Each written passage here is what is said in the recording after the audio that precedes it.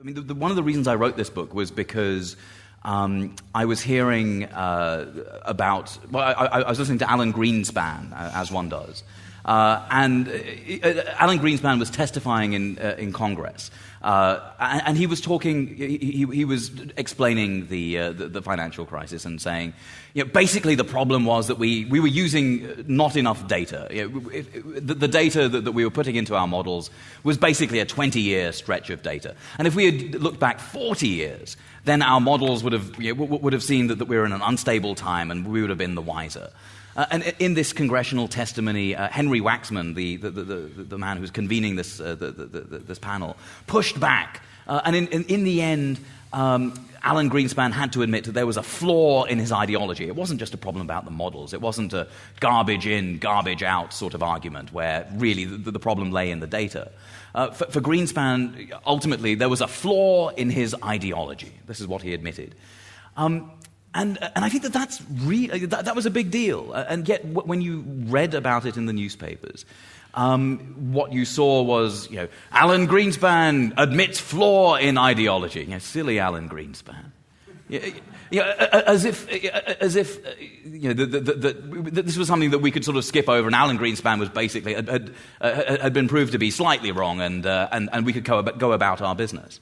But I mean, this was huge. I mean, if the Pope said, there is no God, and he doesn't even have a beard, if the Dalai Lama said, violence does solve everything, then I think we'd hear a little bit more about that. But when Alan Greenspan says there is a flaw in the ideology in which, essentially arguing that free markets and unfettered self-interest will lead to the best of all possible worlds, which has been essentially the sort of driving force of economic policy, certainly in the United States, and through U.S. foreign policy in a number of other places, then I think it's worth taking that seriously.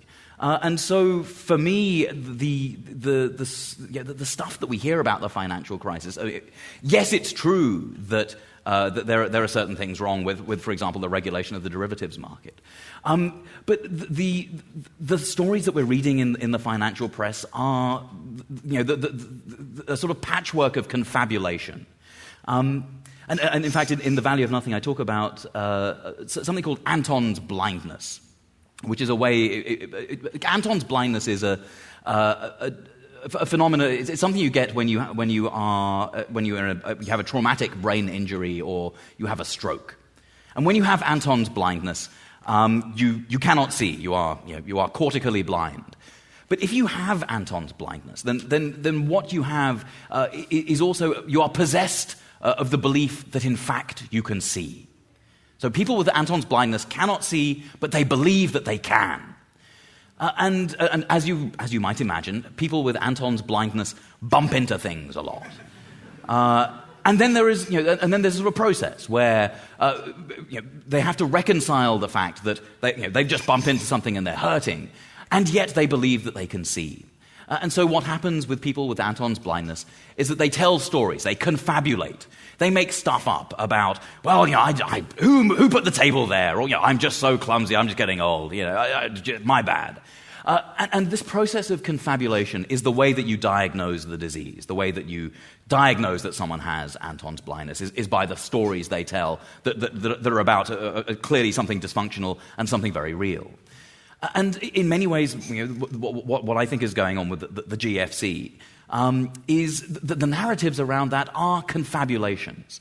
In many ways, we're still clinging on to the myth that self-regulating markets are going to do very well by us. And so when they fail, we have to make up stories like, if only Bernie Madoff had not been so craven, or the Greeks, if only they wanted to work until they were 64 if only they weren't so lazy, then everything would be fine and, Europe would be much better. And of course, there are these sort of stories that then become proxies for serious analysis. They're covering narratives that hide the rot that lies beneath the financial system. And so that's why, I think that the global financial crisis, yes, it is to do with poor regulation. And it would be nice if America had regulated anything really. But it would also have been nice, I mean, and it's true that there was greed. Who knew in Wall Street, and a range of other factors. But there's something deeper, and that's what I'm trying to get at in the book.